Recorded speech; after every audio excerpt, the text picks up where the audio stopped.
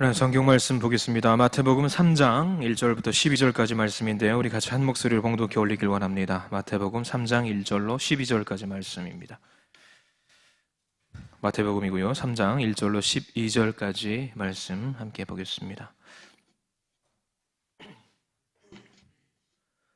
마태복음 3장 1절로 12절까지 성경 말씀인데요. 우리 같이 한 목소리로 봉독해 올리겠습니다. 우리 1절부터 우리 천천히 같이 읽겠습니다. 3장 1절입니다. 그때에 세례 요한이 이르러 유대 광야에서 전파하여 말하되 회개하라 천국이 가까이 왔느니라 하였으니 그는 선지자 이사야를 통하여 말씀하신 자라 일렀으되 광야에 외치는 자의 소리가 있어 이르되 너희는 주의 길을 준비하라 그가 오실 길을 곧게 하라 하였느니라. 이 요한은 낙타털 옷을 입고 허리에 가죽띠를 띠고 음식은 메뚜기와 석청이었더라. 이때에 예루살렘과 온 유대와 요단강 사방에서 다 그에게 나아와 자기들의 죄를 자복하고 요단강에서 그에게 세례를 받더니 요한이 많은 바리새인들과 사두개인들이 세례 베푸는 대로 오는 것을 보고 이르되 독사의 자식들아 누가 너희를 가르쳐 임박한 진노를 피하라 하더냐. 그러므로 회개에 합당한 열매를 맺고 속으로 아브라함이 우리 조상이라고 생각하지 말라.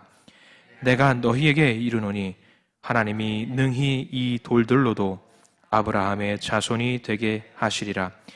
이미 도끼가 나무 뿌리에 놓였으니 좋은 열매를 맺지 아니하는 나무마다 찍혀 불에 던져지리라. 나는 너희로 회개하게 하기 위하여 물로 세례를 베풀거니와 내 뒤에 오시는 이는 나보다 능력이 많으시니 나는 그의 신을 들기도 감당하지 못하겠노라. 그는 성령과 불로 너희에게 세례를 베푸실 것이요 손에 키를 들고 자기의 타작 마당을 정하게 하사 알곡은 모아 곳간에 들이고 쭉정이는 꺼지지 않는 불에 태우시리라. 아멘. 수요에 배우신 여러분을 환영합니다. 이 시간 저를 따라서 한번 하시기 바랍니다. 하나님의 은혜가 지금 우리에게 임하시기를 간절히 기도합니다. 아멘. 하나님의 은혜가 우리 가운데 임하시길 간절히 기도합니다. 여러분들 아멘 하는 소리가 전 세계로 퍼져나가는 거 혹시 아십니까? 아마 아시는 분들은 아실 거예요. 우리 방송이 항상, 우리 예배가 항상 방송으로 인터넷으로 나가잖아요. 인터넷이라는 게 대한민국에만 있는 게 아니라 전 세계로 나갑니다. 그래서 제가 아는 동료가 지금 캐나다 쪽에서 공부하고 있는 친구가 있어서 우리 이렇게 예배 드린다라고 보내주니까 캐나다에서도 실시간으로 나도 한번 들어가 봐야겠다라고 농담 삼아서 이야기, 아마 안 보고 있을 거예요. 거기서는 보면 안 되죠. 제가 민망하니까.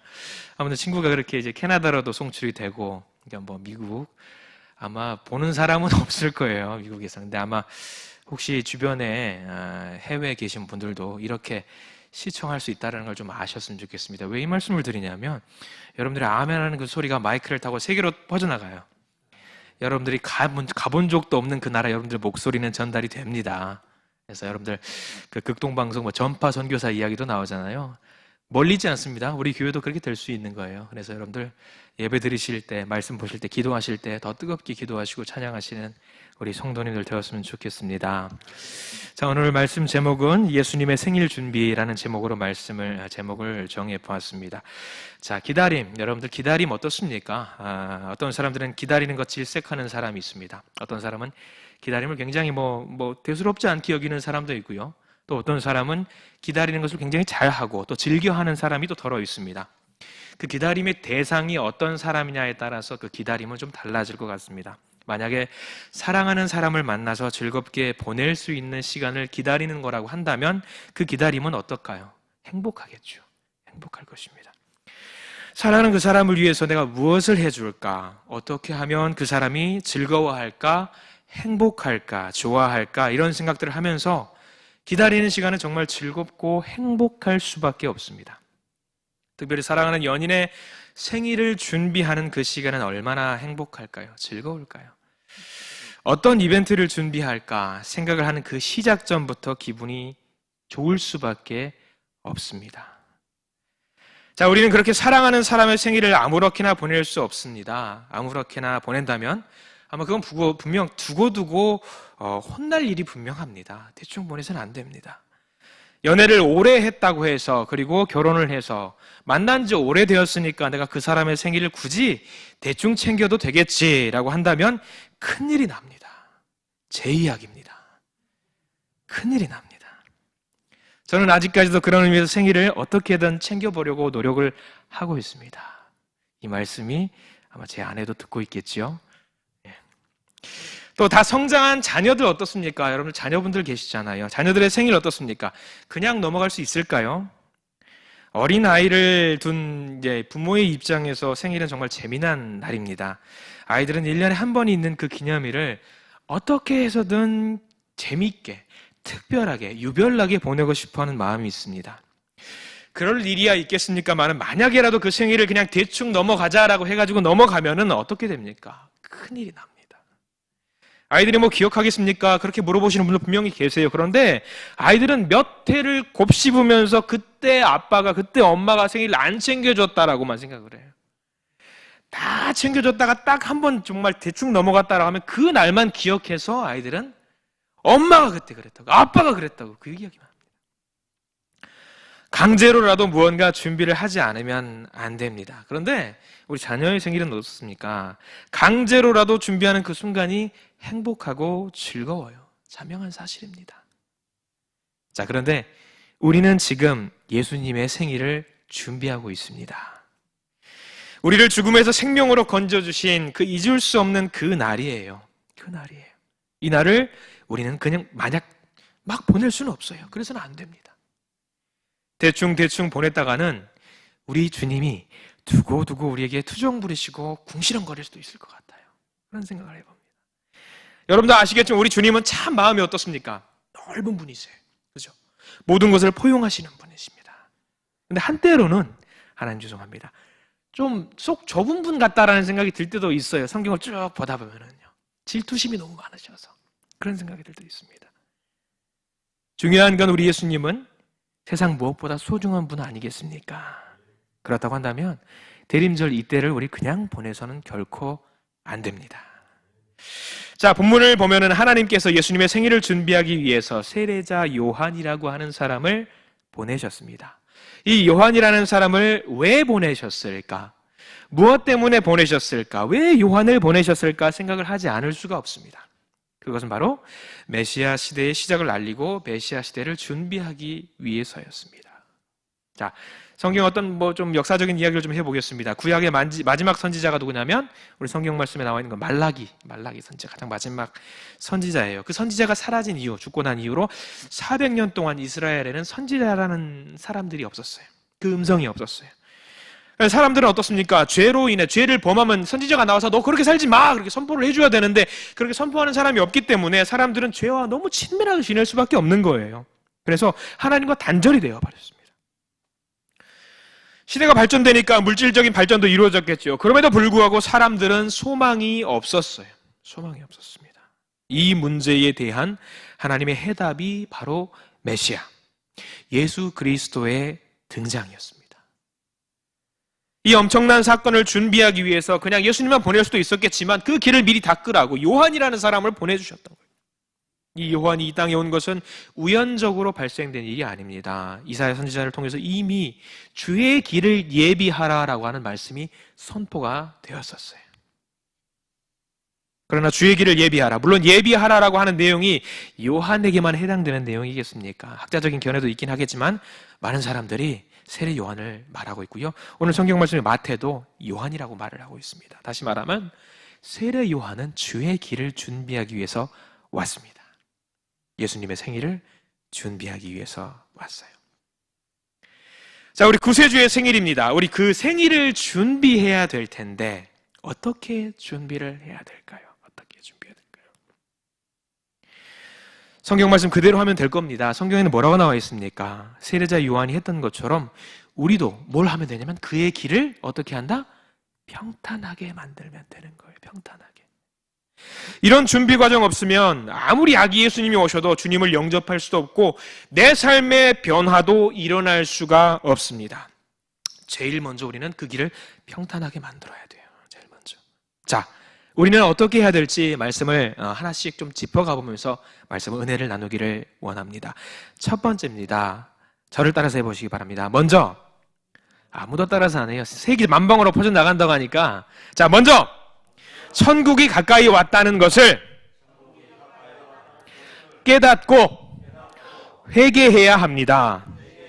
자, 우리 본문 2절 말씀인데 우리 같이 한번 읽어보길 원합니다. 마태복음 3장 2절 말씀 같이 한번 읽어보겠습니다. 시작. 회개하라 천국이 가까이 왔느니라 하였으니. 아멘. 천국이란 말에 대해서 많은 사람들이 우리가 잘못 이해하고 있는 부분이 있습니다. 지금 많이 그래도 이제 많이 좀 성경 말씀 좀 나누고 교육을 받고 해서 이제 제대로 이해하는 분들이 많긴 하지만 우리가 번역하기 따로 어려워서 옛날부터 천국이라고 말을 하고 있습니다. 천국 한자로 뭐예요, 여러분들? 천 하면은 무슨 천이죠? 하늘천이에요. 국은 무슨 국입니까? 나라국. 그럼 천국은 어디 있어요? 하늘에 있어요. 그래서 저 어렸을 때는 그랬습니다. 구름 많이 아주 뭉게구름 펴 있으면 저기 천국이 있을지도 모른다라고 생각을 했었어요. 그런 사고방식들을 많이 갖고 있었습니다. 자, 그로 인해 천국이란 말 많은 사람들이 잘 모르시는 분들이 지구상 어딘가 존재하는 특정 지역에 있는 어떤 하늘 어떤 곳에 있는 곳이라고 생각하는 분들이 많았어요. 고정관념. 근데 그게 아니에요. 천국이란 말을 제대로 번역하면 이거예요. 하나님의 통치. 하나님의 통치. 하나님이 통치하시는 것을 천국이에요. 하나님의 통치를 글자로 쉽게 표현하기 너무 어려운 거예요. 옛날 사람들 그래서 뭐라고 그랬냐면 천국이라고 그래요. 천국. 하나님의 통치예요. 그래서 천국이 우리 마음 가운데 있다고 말을 하면 하나님의 통치가 어디에 있다? 바로 내 마음에 있다라는 거예요. 하나님의 살피심이 바로 내 마음에 있다. 우리 가운데 있다. 이게 바로 천국인 거예요. 천국인 거예요. 하나님의 통치라는 개념은 예수님 안에 있었습니다. 그래서 예수님을 영접하는 사람은 바로 천국을 소유한 사람이라고 할 수 있어요. 왜냐하면 예수님이 바로 곧 천국이기 때문이에요. 물론 우리 주기도문에서 뭐라고 하면 나라가 임하시오며 라는 이야기가 있죠. 나라가 임하시오며. 단순히 하나님의 통치에서 영토적인 의미가 완전히 없어졌다고 말할 수는 없을 거예요. 왜냐하면 나라가 되기 위해서는요, 하나님의 나라가 되기 위해서는 통치하는 백성이 있어야 되고 또 뭐가 있었냐면 땅이 있어야 되는 건 사실이거든요. 땅이 있어야 돼요. 영토, 그러니까 우리가 딛고 있는 그 땅 말고 어떤 영역이 있어야 돼요. 이런 영토의 개념으로 하나님 나라는요, 예수님께서 이 땅 가운데 오시면 완성이 될 수 있을 것입니다. 자, 그러면 천국은 사실 우리가 알 수 없어서 그렇지 영토적인 개념으로 우리가 알지 못하는 곳에 존재하고 있을지 몰라요. 잘 들어보십시오. 그 곳이 하나님의 통치가 있는 그곳이 우리와 연결되어져야 되는데 하나님의 통치로서의 천국과 지금 우리가 있는 이곳과 연결되는 방법은 딱 하나밖에 없어요. 다시 말하면 지금 우리가 살고 있는 곳이 바로 하나님 나라가 될 수 있는데 이 하나님 나라에 우리가 머무를 수 있는 방법이 딱 하나 있다는 거예요. 어떻게 하면 되냐면 성경 말씀에 뭐라고 나오냐면 회개하는 자에게 그 하나님의 통치가 임하고 그 나라에 살 수 있는 권리를 줄 수 있다고 이야기하고 있는 거예요. 회개하는 자에게. 회개하는 자에게 천국은 임하게 돼 있어요. 어디 뭐 뚱딴지 같은 곳에 있는 게 곳이 아니라 회개하는 자에게 천국은 있다라는 거예요. 이미. 회개.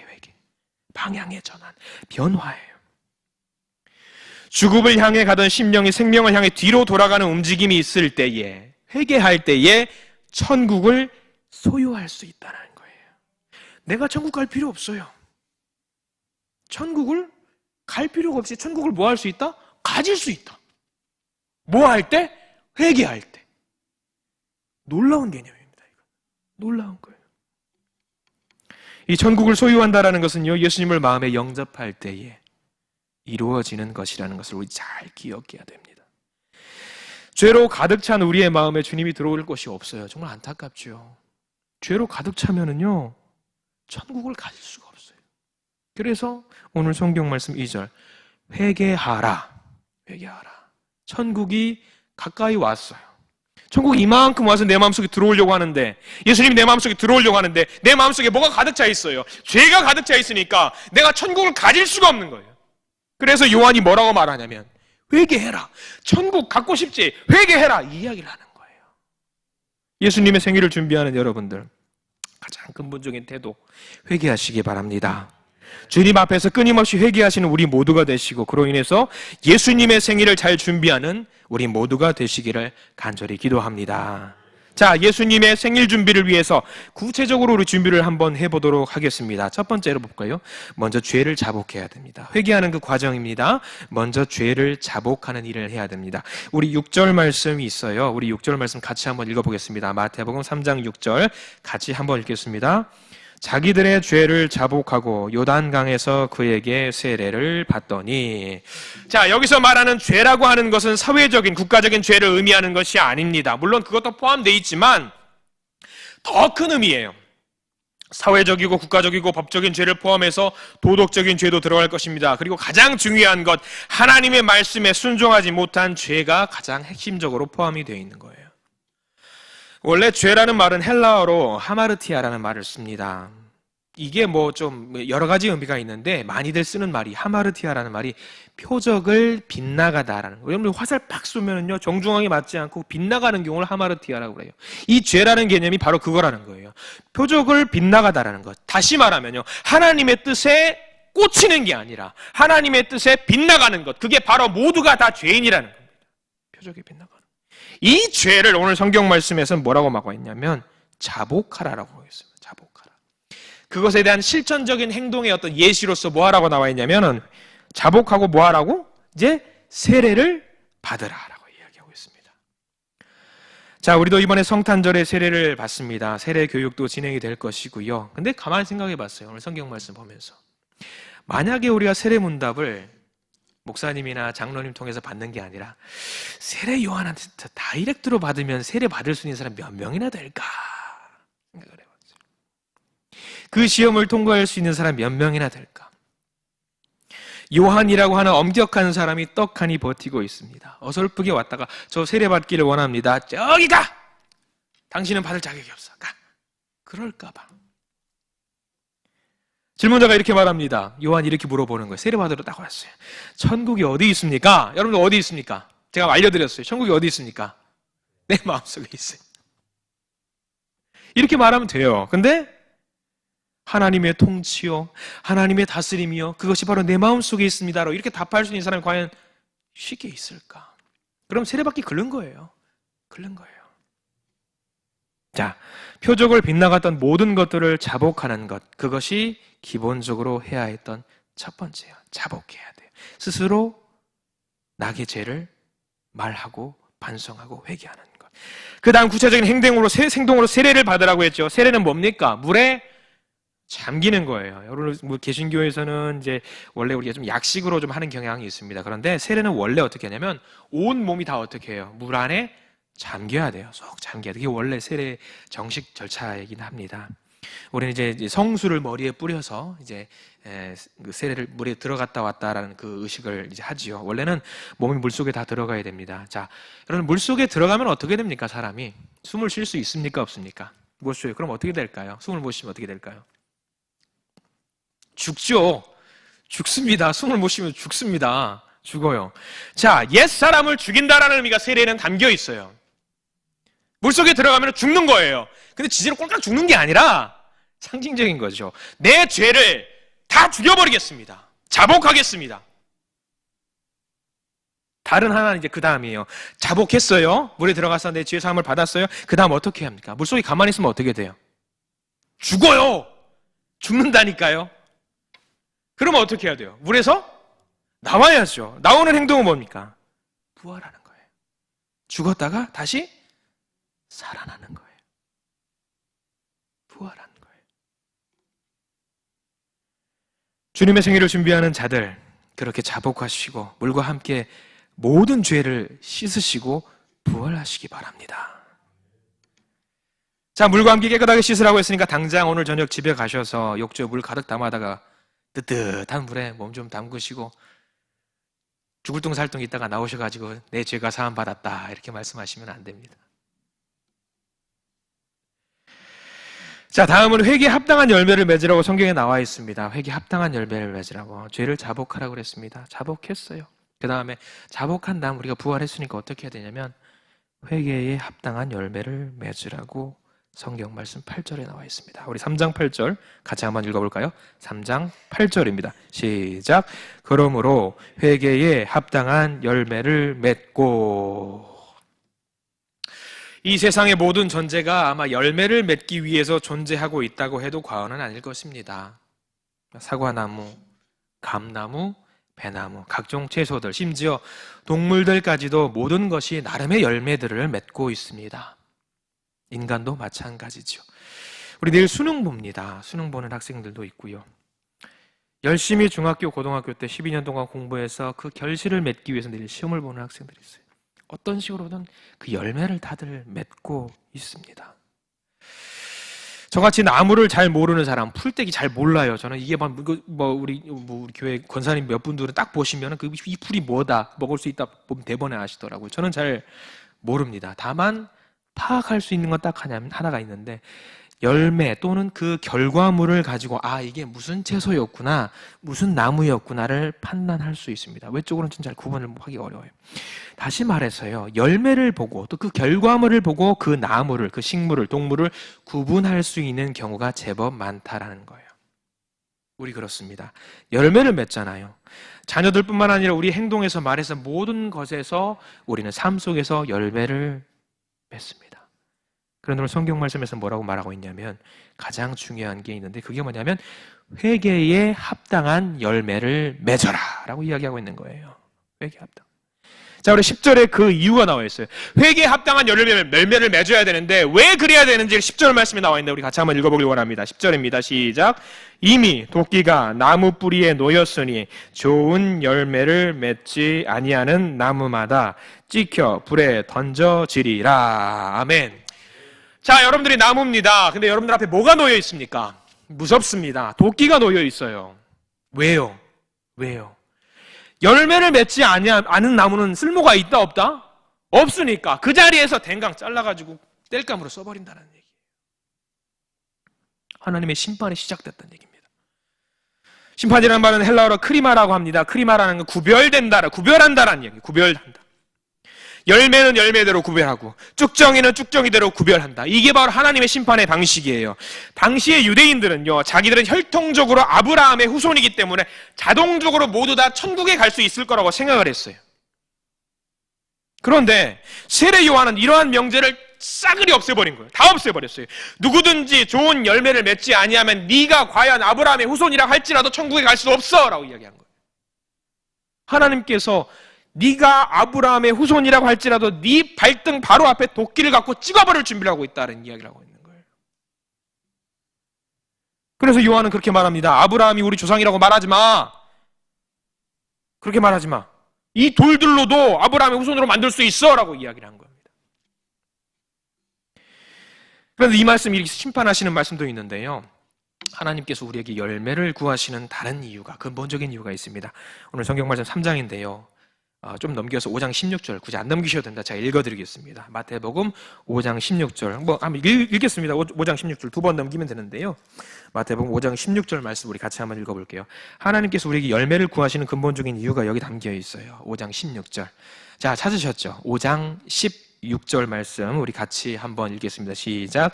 이같이 너희 빛이 사람 앞에 비치게 하여 그들로 너희 착한 행실을 보고 하늘에 계신 너희 아버지께 영광을 돌리게 하라. 우리에게 열매를 구하시는 이유, 하나님 아버지께 영광을 돌리게 하는 것, 이게 바로 우리 열매를 맺으라고 하는 이유입니다. 심판보다 더 중요한 이유, 도끼를 두고 우리한테 우리의 생명을 앗아갈 거라고 협박하는 것보다 더 중요한 이유, 우리가 열매를 통해서 하나님께 영광을 돌리는 것, 이게 바로 우리의 가장 필요한 거예요. 생일을 준비하는 사람들 가장 필요한 줄 않습니다. 자, 정리해 봅시다. 합당한 열매가 무엇입니까? 하나님께서 원하시는 열매, 하나님께서 기뻐하시는 열매를 말합니다. 그럼 하나님께서 어떤 열매를 우리들에게 구하시냐? 명확하게 정의하셨습니다. 사과나무에서 배가 나기를 바라는 분이 아니십니다. 배나무에서 사과가 나는 것을 원하는 분이 아니셔요. 그러면 하나님께서 우리에게 딱 그것을 원하셔요. 딱 하나, 하나님께 영광을 올려드리는 것. 빛의 열매를 맺으면 됩니다. 빛의 열매를. 왜? 빛의 열매는 그 아버지 어머니가 어떤 존재냐에 따라서 빛의 열매가 나냐면, 그 아버지 어머니가 빛의 열매, 그러니까 빛일 경우에 그 자녀도 똑같이 빛의 열매가 나오는 거예요. 그래서 우리에게 빛의 열매를 구하고 계십니다. 빛의 열매를 통해서 하나님께서 영광 받으시려고. 자, 우리는 빛의 열매를 만들어내야 합니다. 성경의 많은 부분에서 이것을 보충 설명하고 있습니다. 성경은 굉장히 많은데 야고보서 3장 17절 하나님이 구하시는 것은 선한 열매, 요한복음 4장 36절 영생의 열매, 고린도후서 9장 10절 의의 열매, 히브리서 13장 15절 입술의 열매, 또 찬송, 여러분들 알고 있는 성령의 9가지 열매, 이 모든 것이 빛의 열매 아니겠습니까? 중요한 거는요, 안타까운 것은요, 우리가 이런 열매를 맺지 못하고 있다는 사실이에요. 주님을 떠나서 열매를 맺으려고 하니까 겉으로는 볼 때는 내가 잘 나가고 화려하고 세상적으로는 업적도 막 훌륭하고 대단한 것 같아요. 근데 알고 봤더니 맺은 열매를 보니까 열매가 아니라 쭉정이밖에 없다는 거예요. 쭉정이밖에 없다는 거예요. 말씀 시간에 정치 이야기를 꺼내는 건 저는 굉장히 극히 조심스럽게 생각합니다. 가끔 보면 우리 인사청문회라는 거를 해요. 그죠? 고위공직자 뽑을 때 인사총장, 장관 뽑을 때 인사청문회를 합니다. 그 사람이 어떻게 살았고 문제는 있는지 없는지, 그 일을 잘 수행할 수 있는지 없는지 그 판단을 하기 위해서 인사청문회라는 걸 합니다. 여러분, 장관이라면 어떤 직책입니까? 만약에 우리 집안에 장관이 한 명이 생겼어요. 어떤 거예요? 엄청난 가문의 영광 아니겠습니까? 그렇죠. 대단한 겁니다. 옛날 말로 하면 왕의 수족이 되어서 나라를 다스리는 일을 하는 거예요. 굉장한 일입니다. 큰 일이고요. 자랑입니다. 그런데 인사청문회 과정을 보면 어떻습니까? 잘 되려고, 잘 하려고 나오는 사람들이 하나같이 시작은 크게 시작할지라도 끝 말미에는 어떻게 되냐면요, 하나같이 다 뭐가 되냐면 두 글자, 죄인이 돼요. 죄인이. 그것도 대역 죄인이 됩니다. 근데 이게요, 고위공직자들만 하는 게 아니라 우리들도 한다는 걸 명심하세요. 우리도 인사청문회를 해요. 겉으로는 주님, 저 열심히 살았어요. 예수님, 저를 주님의 도구로 써주십시오. 수족으로 부려주십시오. 주님 찬양했어요. 기도도 많이 했어요. 말씀대로 살았어요. 어때요? 칭찬 좀 해주십시오. 라고 이야기를 해요. 그런데 주님이 이거 물어보시고 저거 물어보시고 저거 물어보시고 이건 어땠어? 저건 어땠어? 물어보고 점점 뭐만 남냐면 죄인 아무개만 남는 거예요. 죄인 아무개만. 내가 맺었던 그 수많은 자랑거리들과 열매들이 죄인 이상도 이하도 아닌 것이 되어버렸어요. 우리 사랑하는 성도 여러분, 간절히 부탁드리는 것은요, 회개에 합당한 열매를 맺으시기 바랍니다. 빛의 열매를 맺으시기 바랍니다. 주님 앞에 섰는데 죄인 아무개라는 결과만 나와서야 되겠습니까? 회개에 합당한 열매를 맺으시기 바랍니다. 간절히 기도합니다. 자, 마지막. 그러면 끝으로 하나님이 원하시는 열매를 맺는 비결이 무엇일까? 비결. 여러분 잘 기억하셔야 돼요. 여러분 천국 가는 길을 제가 알려드리는 겁니다. 비결. 먼저 우리가 왜 결실 맺지 못하는 이유를 알아야 됩니다. 성경에는 크게 3가지 이유가 있다라고 합니다. 마태복음 25장에 보면 여러분들 많이 아시는 달란트의 비유가 나와요. 달란트의 비유. 구태연하게 또 설명 더 드리지는 않겠습니다만, 가장 마지막에 마지막 하인 한 달란트를 받은 종이 어떻게 하죠? 그 달란트를 가지고 땅에 묻어요. 잘 보관하고 있다가 땅에 감추어 두었어요. 주인이 왔습니다. 너 어떻게 했어? 땅 파가지고 여기 있어요. 저 여기 있습니다. 하나도 안 잃어버렸어요. 당당하게 내놓습니다. 열매를 맺었다, 안 맺었다? 안 맺었다. 안 맺었다. 제가 사역을 하면서 행동의 잣대로 삼는 모토가 하나 있습니다. 여러분도 어쩌면 공감하실 수 있을 것 같은데요. 이런 말입니다. 아무 일도 하지 않으면 아무 일도 일어나지 않는다. 신앙생활을 하다 보면 아무것도 하지 않는다, 나에게 무언가 일어나길 바라는 분들이 더러 계십니다. 시험을 준비하고 있는 학생들에게 가장 많이 나타나죠. 공부는 전혀 안 했는데 시험 잘 보게 해주십시오. 이 말이 되는 소리입니까, 이게? 달란트에 비유해서 정확하게 짚어내고 있지 않습니까? 땅속에 달란트를 그대로 묻어두고 아무 일도 하지 않으면 정말 아무 일도 일어나지 않습니다. 일어나지 않아요. 무언가 해야지 무슨 일이 일어나는 거예요. 열매를 맺고자 한다면 열매를 맺는 일을 해야지 열매를 맺을 수 있지 않겠습니까? 사랑하는 성도 여러분, 열매를 맺도록 무언가 하시기 바랍니다. 그건 꼭 하십시오. 두 번째입니다. 이사야 5장에 보면은요, 포도원의 노래가 나와요. 포도원에 나요. 내용은 이거예요. 좋은 땅을 샀어요. 극상의 포도씨를 심었고요. 열매를 맺었어요. 그런데 열매가요, 기름진 포도가 나와야 되는데 그게 아니에요. 들포도가 나온 거예요. 이래서 어떻게 하겠냐 하면서 이것을 어찌할까 하는 내용이 이사야 5장에 남겨 있습니다. 그리고 이사야 5장 6절에 이렇게 정리하지요. 내가 그것을 황폐하게 하리라. 다시는 가지를 자르거나 북을 돋우지 못하게 하리라. 찔레와 가시가 날 것이며 내가 구름에게 명하여 그 위에 비를 내리지 못하게 하리라. 아주 없애버리겠다라고 하는 내용 아니겠습니까? 그 이유는 신앙이 없기 때문에, 믿음이 없기 때문에. 여기 계신 분들, 그리고 온라인으로 예배 임하시는 모든 분들, 하나님 보시기에 바른 믿음을 갖고 계실 줄 믿습니다. 온라인으로 드리는 분들도 잠깐만요. 저 카메라 한번 볼게요. 아멘 하셔야 됩니다. 카메라 보고 말을 해야지. 눈이 마주쳐야 되거든. 이 외에도 우리가 열매를 맺지 못하는 이유는 너무나 많습니다. 굳이 하나하나 다 설명하면은요, 잔소리하는 것 말고는 더 안 되겠습니다. 자, 그러면 이제 열매를 맺는 비결을 한번 살펴볼게요. 어떻게 하면 우리 열매를 맺을까? 한 네 가지를 한번 잡아봤습니다. 첫 번째는요, 자기를 죽일 때 우리는 열매를 맺게 됩니다. 자기를 죽일 때. 요한복음 12장 24절에 한 알의 밀이 땅에 떨어져 죽지 아니하면 한 알 그대로 있고 죽으면 어떻다? 많은 열매를 맺느니라 라고 했습니다. 내 고집, 내 생각이 그대로 살아있는 한 우리는 절대로 열매를 맺을 수가 없습니다. 세상에 내 권리를 내려놓는 것만큼 정말 어려운 일이 어디 있겠습니까? 내 이득을 내려놓는 것만큼 힘든 일이 있겠습니까? 내 것을 내려놓고 낮아질 때 우리는 열매를 맺을 수 있다는 사실을 명심하시기 바랍니다. 두 번째는 뭐냐면 그리스도 안에 거하는 생활을 할 때 우리는 열매를 맺을 수 있습니다. 그리스도 안에 거할 때. 많이들 아시는 내용이, 어느 때는 하나님을 본 사람이 없으되 만일 우리가 서로 사랑하면 하나님이 우리 안에 거하시고 그의 사랑이 우리 안에 온전히 이루어지느니라. 주님과 함께하는 생활을 하시기 바랍니다. 주님과 같이 산다고 하셔요. 생각하셔요. 집에 가도 주님이 계시고, 내가 어디를 가도 손잡고 주님이 가시고, 주님께서 바로 나와 옆에, 내 옆에 항상 손잡고 걸어가신다고 생각을 하십시오. 상상만 해도 얼마나 행복하지 않습니까? 기분이 좋은 일입니다. 자기를 죽일 때, 그리고 그리스도 안에 거하는 생활을 할 때. 세 번째입니다. 로마서 6장 22절 이런 내용이 나옵니다. 하나님께 순종할 때 열매를 맺는다고 했습니다. 이것은 부인할 수 없는 사실입니다. 순종이 어떤 것보다 낫다고 했습니까? 순종이 제사보다 낫다라고 했습니다. 그렇습니다. 우리는 순종할 때에 좋은 열매를 맺을 수 있습니다. 베드로 후서 1장 10절에 이런 말씀이 또 있다고 합니다.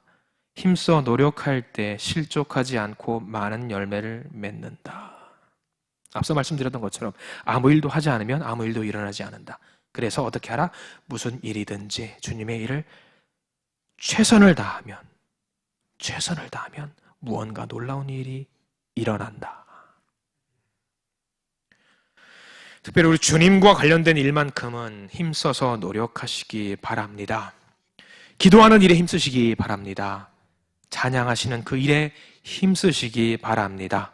말씀을 보시고 나눔을 위해서 최선을 다하시기 바랍니다. 그리고 그것에 걸맞는 아름다운 열매를 우리는 그 가운데 만들어낼 수 있을 것이라고 믿습니다. 이제 말씀을 정리해 보려고 합니다. 우리는 예수님의 생일을 준비하는 사람들입니다. 그러나 이 날이 하나의 형식적인 날이 되어서는 안 됩니다. 그렇게 하기 위해서는 우리 하나님이 기뻐하시는 준비를 해야겠는데 우리는 어떤 준비를 해야 될까? 쭉 한번 정리 한번 해볼까요? 천국이 주님, 천국인, 그러니까 주님께서 천국이 우리 마음 가까이 있다는 것을 깨닫고 회개해야 된다고 생각했습니다. 그러기 위해서는 구체적으로 나의 죄를 자복하고 합당한 열매를 맺으시라고 말씀드렸습니다. 그리고 이 열매를 맺는 비결에 대해서 말씀드렸죠. 나를 희생하고 그리스도 안에 거하고 하나님께 순종하고 힘써 노력해야 한다고 말씀을 드렸습니다.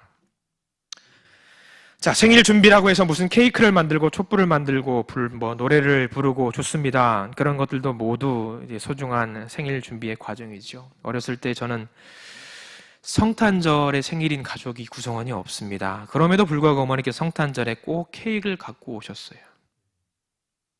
가족이 다 모여서 누구 할 것 없이 생일 케이크를 자르고 사랑하는 예수님 생일 축하합니다 했어요.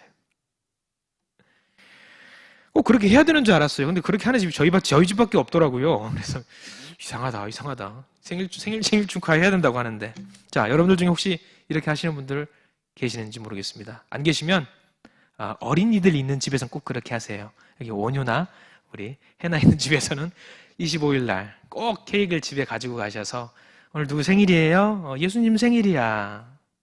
알려주세요. 우리 믿는 자들만큼은 그 생일을 바르고 제대로 준비했으면 좋겠습니다. 어느 때인가부터 성탄절의 참 의미는 온데간데 없이 그냥 메리 크리스마스 하는 말들만 난무하는 것 같아서 좀 가슴이 아파요. 가슴이 아픕니다.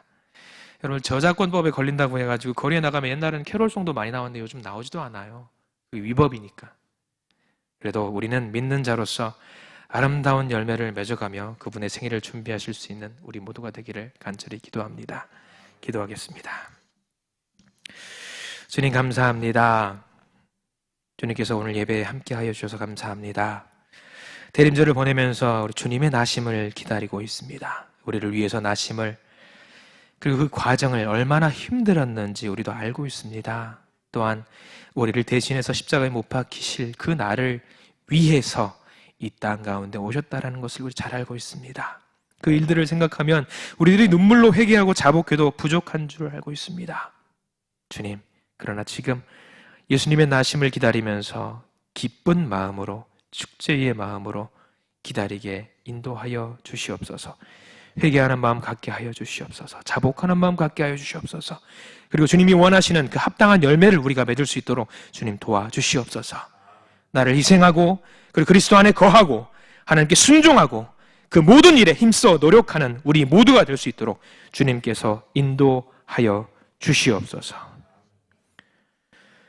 성부, 성자, 성령, 삼위일체 하나님의 놀라운 축복과 은혜가 예수님의 나심을 준비하고 기다리는 여기 모인 우리 모든 성도님들과 송파원의 교회 모든 식구들 위에 이제로부터 영원토록 함께 하시기를 간절히 축원하옵나이다. 아멘. 우리 함께 뜨겁게 각자의 기도 제목을 가지고 기도하시고 오늘 각자의 처소로 돌아가시기 바랍니다. 기도하겠습니다.